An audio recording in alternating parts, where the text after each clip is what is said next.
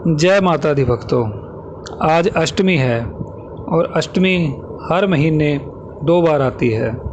अष्टमी का नाम सुनते ही मन में माता का ध्यान आने लगता है। हमारे मन में कभी विचार आता है कि अष्टमी हर महीने आती है और हम क्यों मनाते हैं। हमारे हिंदू शास्त्रों के अनुसार हर महीने में 2 बार अष्टमी आती है। एक को कृष्ण पक्ष की अष्टमी और दूसरी को शुक्ल पक्ष की अष्टमी बोला जाता है। हर अष्टमी का अपना विशेष धार्मिक और आध्यात्मिक महत्व होता है।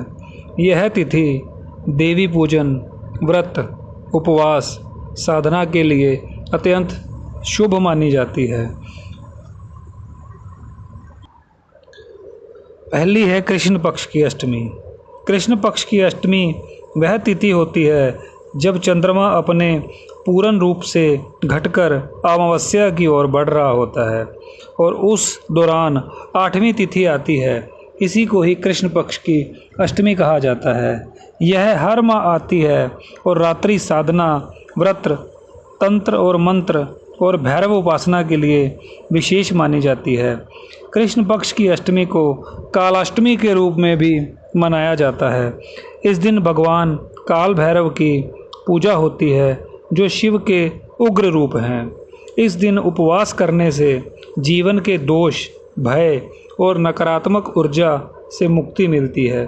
कई साधक इस दिन रात्रि में जागरण और ध्यान, तंत्र साधना और मंत्र जप आदि करते हैं। कृष्ण पक्ष की अष्टमी को फलाहार या निर्जला व्रत रखा जा सकता है। भगवान भैरव, शिव और माँ काली की पूजा की जाती है। रात्रि में जागरण और ओम काल भैरवाय नमः मंत्र का जाप करना चाहिए। तंत्र साधना के लिए यह उपयुक्त समय माना गया है। दूसरी तरफ शुक्ल पक्ष की अष्टमी वह तिथि होती है जब चंद्रमा अमावस्या के बाद धीरे धीरे बढ़ता हुआ पूर्णिमा की ओर जाता है और उस दौरान जो 8वीं तिथि आती है उसको शुक्ल पक्ष की अष्टमी कहा जाता है। यह तिथि माँ दुर्गा और उनके विभिन्न रूपों की आराधना के लिए विशेष मानी जाती है।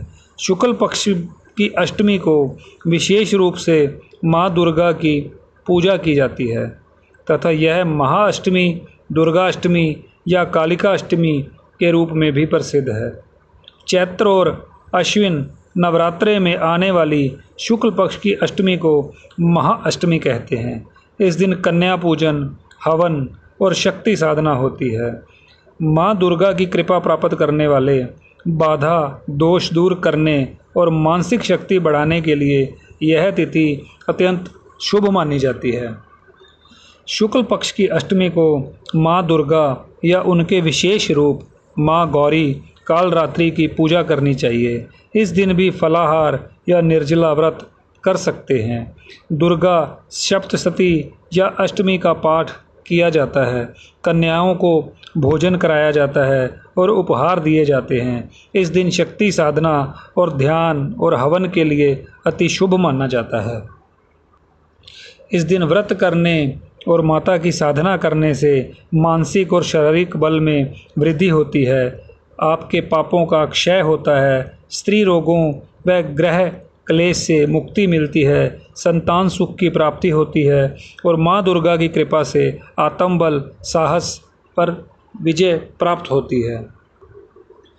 आज शुक्ल पक्ष की अष्टमी है और आप लोग माता गौरी की साधना कर सकते हैं, उनकी पूजा कर सकते हैं। आप सभी भक्तों को शुक्ल पक्ष की इस अष्टमी की बहुत बहुत बधाई। जय माता दी।